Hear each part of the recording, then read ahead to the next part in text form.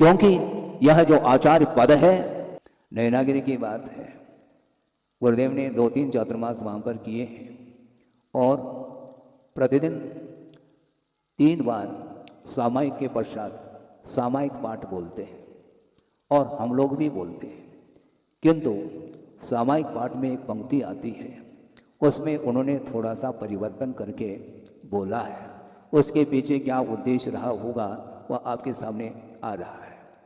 पंक्ति श्लोक यह है कि यस्यास्ति नैक्यम वपुषापि सार्धम, यस्यास्ति नैक्यम वपुषापि सार्धम तस्यास्ति किम पुत्र कलत्र मित्रई। इस प्रकार वह पंक्ति आती है। किंतु इस पंक्ति का भाव आपके सामने रखता हूँ और इसमें जो परिवर्तन किया है वह विषय भी आपके सामने रखना चाहता हूँ। यस्यास्ति नैक्यम वपुषापि सार्धम, जिसका ऐक्य संबंध शरीर के साथ भी नहीं है, जिस आत्मा का ऐक्य संबंध शरीर के साथ नहीं है, पुत्र और कलत्र के साथ उसका संबंध ऐक्य संबंध कैसा हो सकता है, इस वक्त पंक्ति का भाव है। किंतु गुरुदेव ने ये सोचा, पाठ तो बहुत उपयुक्त है, लिखा है, किंतु तस्यास्ति किम पुत्र कलत्र मित्र ऐसा कहा है और मेरे पास ना पुत्र है, न मित्र है, न कलत्र है, तो ऐसे स्थिति में मेरा संबंध किसके साथ है? जिसके साथ है उसको भी वो छोड़ना चाहते हैं। वो अपने जीवन में, जैसा कि विनीत सागर जी महाराज ने कहा था, 50-52 साल तक उन्होंने आचार्यत्व का निर्वहन किया है। विश्व के गुरु होते हुए भी उन्होंने अपने आप को गुरुत्व के रूप में स्वीकार नहीं किया। इसलिए मैं समझता हूं कि इन पंक्तियों में उन्होंने परिवर्तन किया। परिवर्तन क्या किया महाराज, वो भी तो रखो हमारे सामने। परिवर्तन उन्होंने ये किया, यस्यास्ति नैक्यम वपुषापि सार्धम तस्यास्ति किम शिष्य गुरु प्रपंच, ऐसा कहा। गुरु और शिष्य का जो प्रपंच अर्थात प्रसंग है वह मेरे साथ अच्छा नहीं लगता। इसलिए जब शरीर के साथ मेरा ऐक्य संबंध नहीं है तो मैं कहाँ गुरु रहा और ये मेरे शिष्य हैं, मैं गुरु और ये शिष्य, इस प्रकार का यह विकल्प ठीक नहीं है। हालांकि व्यावहारिक भूमिका में इसका संबंध जुड़ जाता है, इसमें कोई शक नहीं है, क्योंकि आगम में भी इसका उल्लेख है, गुरु और शिष्य का संबंध तो रहता है। किंतु उनकी इतनी निर्भीकता थी कि दूसरे के कल्याण करते हुए भी वे अपने आप में लघुता का अनुभव करना चाहते थे। इसलिए उन्होंने अपने जीवन में इतना महान कार्य करते हुए भी गुरुत्व का अनुभव उन्होंने नहीं किया और कदम कदम पर अपने आचार्य ज्ञान सागर जी महाराज का ही उन्होंने स्मरण किया है।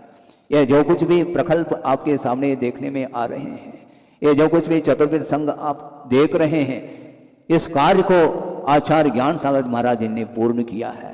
उन्होंने जो मेरे लिए संकेत दिया, आदेशित किया है, उस आदेश का मैं एकमात्र पालन करने के लिए मैं कटिबद्ध हूँ। करने वाले वो हैं, मैं कर रहा हूँ एकमात्र व्यावहारिक भूमिका में है।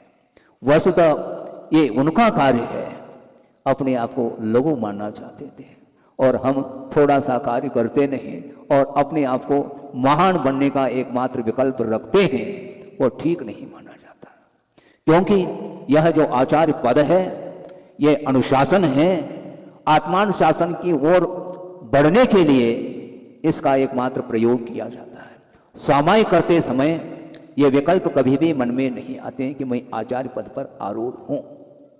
जिस समय शिष्य स्वयं उठ करके खड़ा हो जाता है कि महाराज आपके बिना मेरा निर्वाह संभव नहीं है, आपके बिना मैं इस प्रशस्त मोक्ष मार्ग पर कदम रख नहीं पाता, इसलिए आपका आलम्बन मैं लेना चाहता हूँ, इसलिए जब तक मेरे अंदर प्राण है तब तक आपका ही आलम्बन लेकर के चलना चाहता हूँ। और कदम कदम पर कर्म के उदय के फलस्वरूप अथवा प्रमाद के कारण जो भी व्रतों में दोष उत्पन्न होते हैं, उन दोषों का परिमार्जन आपके बिना संभव नहीं है। इस प्रकार शिष्य जब खड़ा हो जाता है तो उस समय गुरु का भी कर्तव्य होता है और कर्तव्य के दृष्टि से ही उन्होंने इस पद को भी स्वीकार किया था। ये ध्यान रखो, पद पर बैठना, पद पर बैठने के लिए उनकी भावना कतई नहीं थी, किंतु उन्हें मौन रूप से स्वीकार करना पड़ा था, ऐसा भी हमने सुना है। आचार्य ज्ञान सागर महाराज जी ने वृद्धावस्था में उन्होंने आचार्य पद को अंगीकार किया था, उसके पीछे भी यही एकमात्र रहस्य छुपा हुआ मिलता है कि उनको उनकी वृद्धावस्था हो चुकी थी, अब जीवन समाप्ति की ओर है, अब आचार्य पद लेने की क्या आवश्यकता है। ऐसा किसी भी व्यक्ति के मन में विकल्प आ सकता है, स्वाभाविक है। किंतु आचार्य ज्ञान सागर महाराज ने उस आचार्य पद को इसलिए स्वीकारा था कि आगामी जो परंपरा है, श्रमण संस्कृति की परंपरा, उसको अक्षुण्ण बनाए रखने की अपेक्षा से उन्होंने स्वीकार किया था। क्योंकि योग्य शिष्य अब भविष्य में कौन आएगा भगवान ही जानते हैं, किंतु सामने शिष्य खड़ा है और यही विश्व को प्रकाश देने की क्षमता रखता है। इसलिए उनके लिए उनको आचार्य पद पर आसीन करने की एक दृष्टि को मन में रखते हुए ही उन्होंने आचार्य पद को स्वीकार किया था।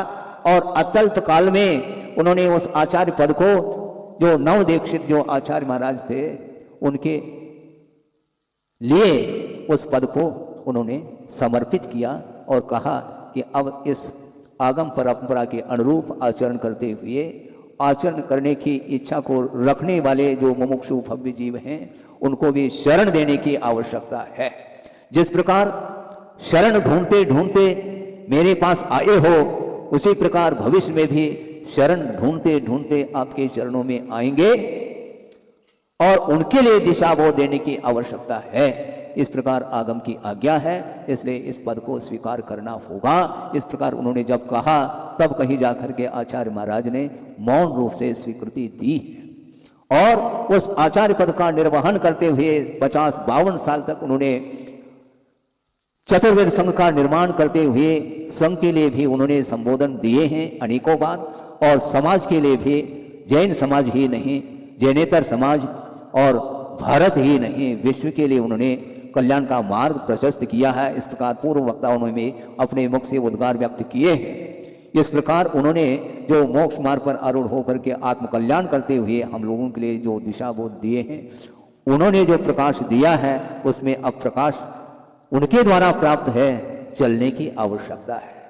हम चलना चाहेंगे, मेरे द्वारा अब प्रकाश की कोई आवश्यकता नहीं, क्योंकि विश्व ही जो अंधकार में था वह प्रकाश में आया है और उस प्रकाश में हम और आपको चलने की आवश्यकता है।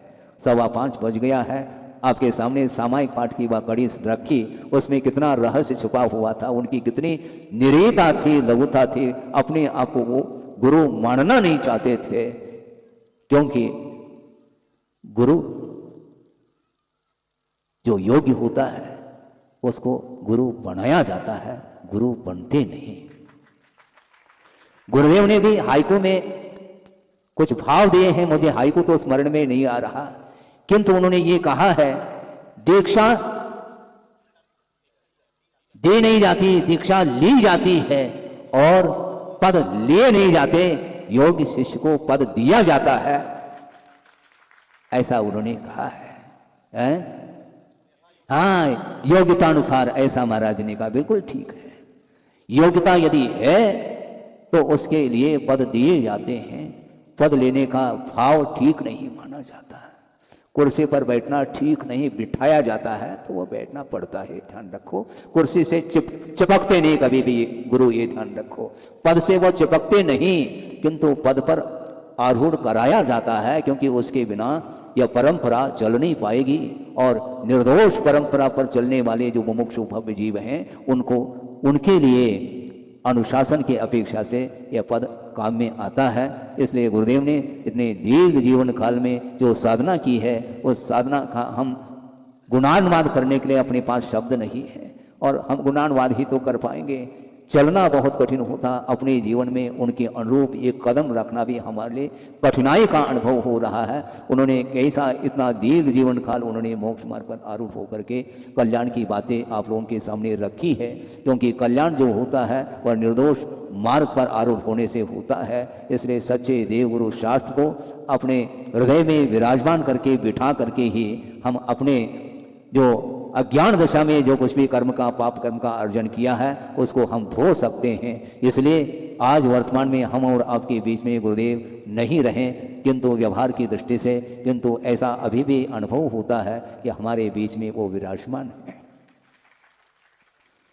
तव पादो मम हृदये मम हृदयम तव पदद्वये लीनम तिष्ठत जिनेन्द्र तावत यावन निर्वाण संप्राप्ति, तिष्ठत मुनीन्द्र तावत यावन निर्वाण संप्राप्ति, ऐसा कहा है। इसलिए ज़्यादा समय नहीं लेते हुए हम गुरुदेव के प्रति एक प्रकार से उनके चरणों में बार बार नतमस्तक होते हैं, प्रणिपात होते हैं और भावना रखते हैं कि भगवान आपने जिस प्रकार इस पद पर आरूढ़ होकर के अंत में संलेखना पूर्वक समाधि को प्राप्त किया है और विश्व के लिए एक आदर्श प्रस्तुत किया है, उसी प्रकार अपने जीवन में भी वह घड़ी आए और आपके अनुरूप ही हम अपने जीवन को भी अंत जब आए उस समय आपके नामस्मरण करते हुए संलेखना पूर्वक समाधि को प्राप्त हो सके।